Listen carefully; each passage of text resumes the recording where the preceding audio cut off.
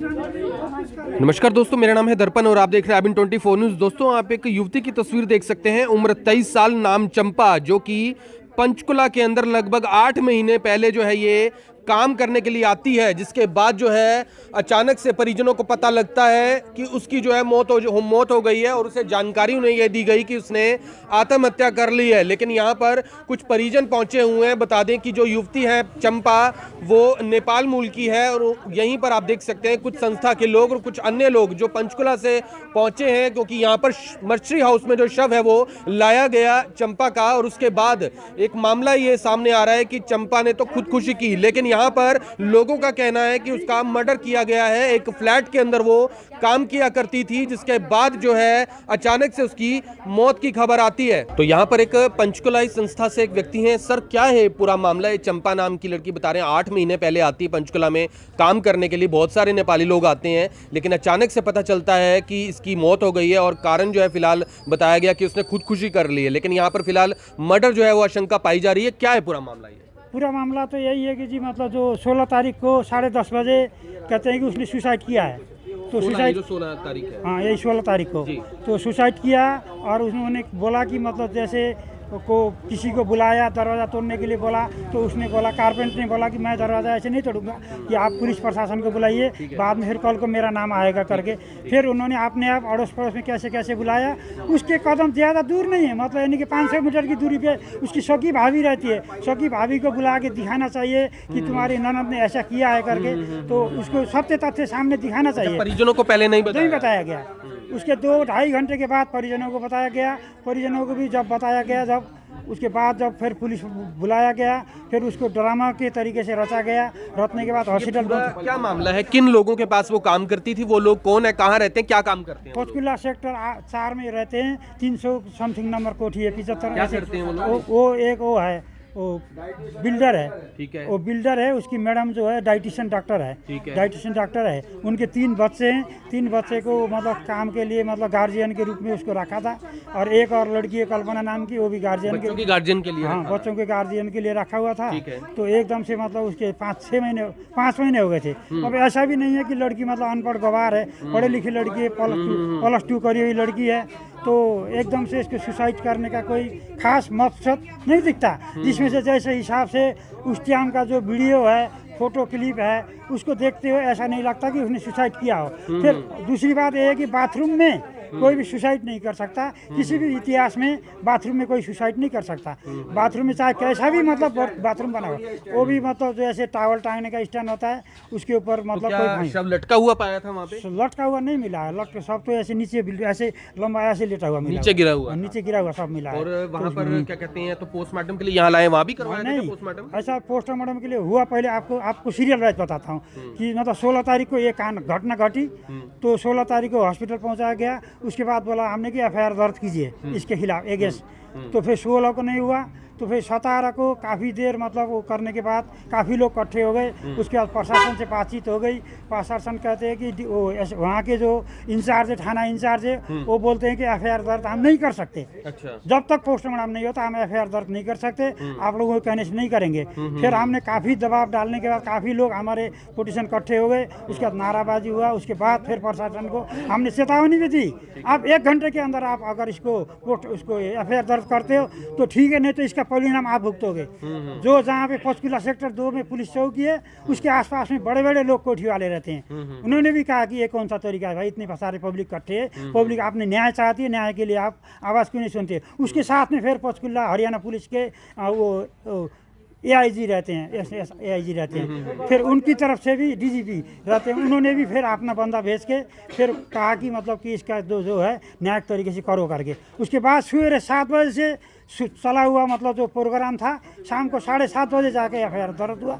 FIR दर्ज होने के बाद भी खिलाफ की गई है FIR? हाँ, उसके मतलब इनके परिजनों की तरफ से एप्लीकेशन आया। एप्लीकेशन लिखवा के लिखाने के बाद फिर पुलिस को दे दिया। देने के बाद मतलब परिजनों की तरफ से परिजनों का शक किसके ऊपर है? परिजनों का शक तो ये है कि जहाँ मतलब काम करती थी, जहाँ कोठी के अंदर जो भी है। जी सर, क्या नाम है आपका सर? मेरा नाम हरी खरेल है। मैं पंचकुला से आया हूँ, जनसेवक हूँ।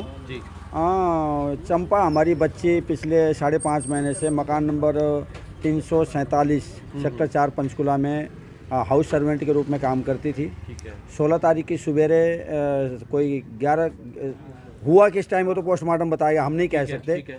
उनकी भाभी को खबर किया गया कि तुम्हारी जो ननद है वो बाथरूम में जो है ना फांसी खा के मर गई है। ठीक है। उनको अंदर कोठी में मौके पे अपनी ननद को देखने जाने नहीं दिया गया और लगभग दिन के 2 बजे के आसपास जा कर के उनकी भाभी को बामुश्किल जब वहाँ जनसमूह सैलाब इकट्ठा हुआ तो जा कर के उनके भाभी को दिखाया गया। पिछले 2-2.5 घंटे में वहाँ क्या चाल खेल चली आप भी कल्पना कर सकते हैं कि मर्डर केस में क्या क्या होता है। फॉरेंसिक टीम को बुलाया, पुलिस को बुलाया, बट परिजन को क्यों नहीं देखने दिया। हमारे को जो भी सच्चाई है सामने आना चाहिए। जिसकी मृत्यु हुई है उसको न्याय मिलना चाहिए। परिजन बहुत पीड़ित हैं और कुछ देर में हमारे नेपाली एम्बेसी नई दिल्ली से हमारे प्रतिनिधि भी यहाँ पहुँचने वाले हैं।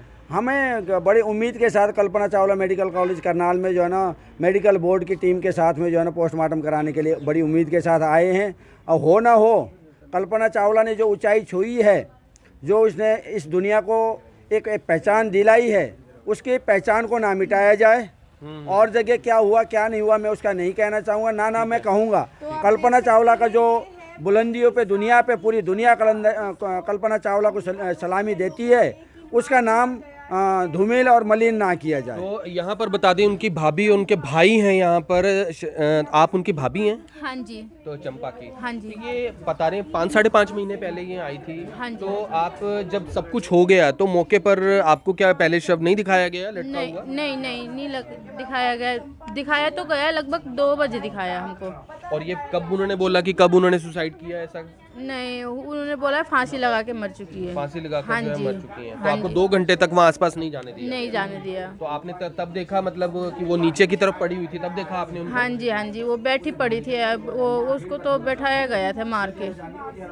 तो आपका शक क्या है, किसके ऊपर शक है आपको? इसके तो सबके घर फैमिली जो जितने रहते थे उनके तो ऊपर शक आपकी है। बहन वहाँ काम करती थी, आप भी आसपास ही रहते थे कहीं पे? हाँ जी, मैं 2 सेक्टर में रहती हूँ।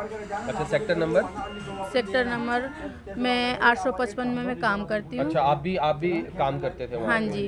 तो उसके साथ आपकी बातचीत होती होगी कभी? उसको कोई परेशानी, उसको कोई दिक्कत परेशानी कुछ? नहीं, ऐसा कुछ बोला ही नहीं था उसने। तो हंसी अच्छी खासी थी, हंसी खेलती थी। और जब भी फोन पे बात 15 तारीख से बात भी करी थी तो अच्छी खासी थी, वो बात भी अच्छी की थी। उसने बोला रात को भाभी मैं फ़ोन करूँगी, तो उसने फ़ोन की ही नहीं रात को। और 16 तारीख को हमको आया कि मर चुकी है। हाँ जी। 15 को रात को आपकी बात हुई है? हाँ जी, जैसे दोपहर को बात हुई 5:30 बजे। और 16 को तो मर चुकी हुई बोला वो। कुल 5 महीने हो गए थे आए हुए? हाँ जी। तो आप लोग अकेले आए थे, आपके परिवार थे? वो चंपा अभी मैरिड थी, अनमैरिड थी? नहीं, हम ननद भाभी आए थे, बस अनमैरिड थी अभी वो अनमैरिड। हाँ जी।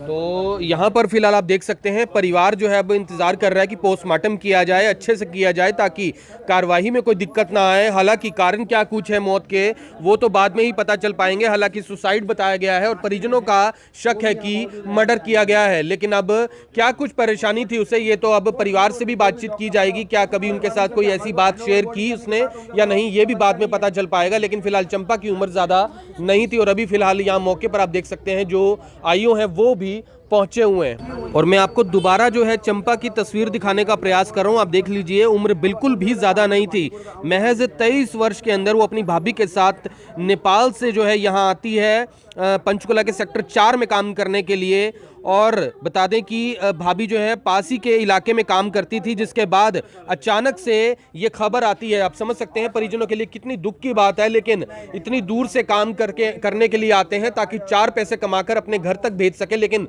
फिलहाल यहाँ पर यह जरूर है कि कार्रवाई जो है वो सही से जरूर हो, पोस्टमार्टम सही से जरूर हो, ताकि जरूर पता चल पाए कि आखिर सही कारण क्या है, क्या सुसाइड किया गया या मर्डर किया गया। क्योंकि 5-5.5 महीने पहले वो आई थी भाभी से, एक दिन रात पहले ही बात हुई थी। जिस वक्त मौत की खबर आई उससे एक रात पहले ही भाभी से बात होती है। आप देख सकते हैं साथ में छोटा भाई और साथ में जो भाभी हैं वो फिलहाल यहाँ बैठे हुए करनाल के कल्पना चावला में। और अभी फिलहाल मौके पर आईओ भी पहुंचे हैं, प्रयास करेंगे उनसे बातचीत करने का। तो दोस्तों मौके पर जो अभी फिलहाल आईओ हैं वो फिलहाल अपने काम में व्यस्त है, लेकिन यहाँ पर हम उम्मीद करते हैं कि जल्दी ही परिवार को न्याय जरूर मिलेगा। अगर कुछ ना कुछ गलत हुआ है, अगर उसने चंपा ने सुसाइड किया तो क्यों किया, या फिर उसका मर्डर किया गया तो किसने किया। तो आप सभी से निवेदन है वीडियो को ज्यादा से ज्यादा शेयर जरूर करें। फिर से जुड़ेंगे अभी 24 के ऊपर, तब तक के लिए जय हिंद। अब यहाँ तक आ ही गए हैं तो हमारे चैनल को सब्सक्राइब जरूर करें और नीचे दिए गए बेल आइकन को जरूर दबाएं ताकि हर खबर सबसे पहले पहुंचे आप तक।